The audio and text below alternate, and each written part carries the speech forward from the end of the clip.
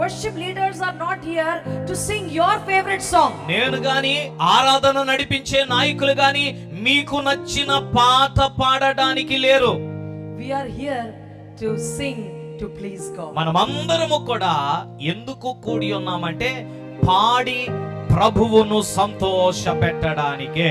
I hope I didn't confuse you today morning. ఈ రోజు ఉదయం నేను చెప్పిన మాటలు మీకు చక్కగా అర్థమయ్యాయి అనుకుంటున్నాను. If after worship ఆరాధన అయిపోయిన తర్వాత we ask God, మనము దేవునిని అడగాలి, Lord, did you enjoy today's worship? ప్రభు ఈ రోజు ఆరాధించాను కదా, నువ్వు ఆనందించావా? Were you pleased with our worship? మా ఆరాధనతో నీవు సంతృప్తి చెందావా? Amen. Amen. This is a question that we have to ask God and not each other. ఇది ఈ ప్రశ్న మనము దేవునిని అడగాలి గాని పాటలో నువ్వు ఆనందించావని మనం ఒకళ్ళొకళ్ళం అడగకూడదు. We can't comment on worship.